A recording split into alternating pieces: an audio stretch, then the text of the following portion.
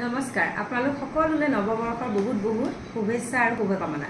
কোৱা হয় বহাগত আমি 101 বিধ শাক খাব লাগে কাৰণ আমাৰ অসমৰ প্ৰত্যেকটো গছ আৰু পাতত বুলে বহুতখিনি মানে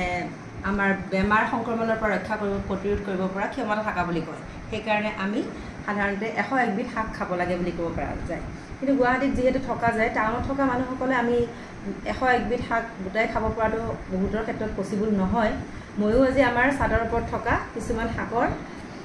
মানে আগ চিঙি আনি ট্ৰাই কৰিছো 101 বিধ কৰিবৰ কাৰণে মোৰ 101 বিধ নহলে নাজানো কিমান বিধ হৈছে আজি আপোনালোকৰ আগত তাৰে কেইবিধ মানৰ বিষয়ে মই দেখাব খুজিছো কোন বিধৰ নাম কি হয় তে আহকচোন চাও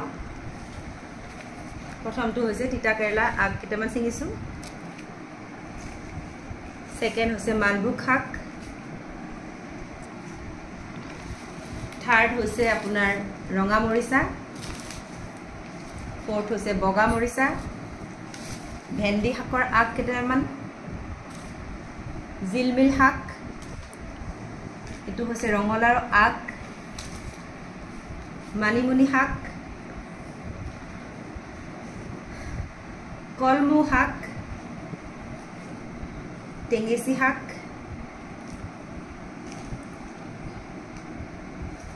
বনৰীয়া আমলখি শাক নৰসিংহ পাত পদুনা পাত ইয়াক কি কয় মই নামটো পাহৰিছো একচুয়ালি ইয়াক এবিধ শাকো খোৱা যায় বুলি কোৱা হয় কিন্তু এবিধ শাক আছে কাৰণে এবিধ শাকো মই বুটলি আনিছো এয়া হৈছে লাই শাক এটো হৈছে বিন শাকৰ কেইটামান আগ এটো হৈছে বাবৰি শাক এটো হৈছে বগা মৰিচা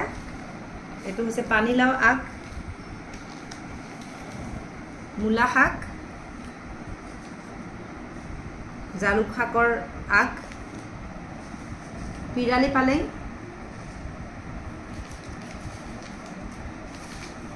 পালেং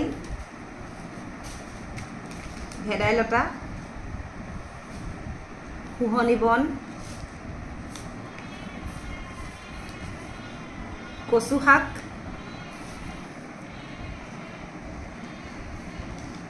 টেঙেচি শাকটো কলো না টেঙেচি শাক এইখিনিয়ে বৰ্তমান যিমানখিনি পাৰো ট্ৰাই কৰিছো গোটাবৰ কাৰণে আজি সকলোৱে আমাৰ ঘৰৰ মানুহ সকলোকে এই শাকখিনি খুৱাম বুলি ভাবিছো তে আপোনালোকে ট্ৰাই কৰি চাবচোন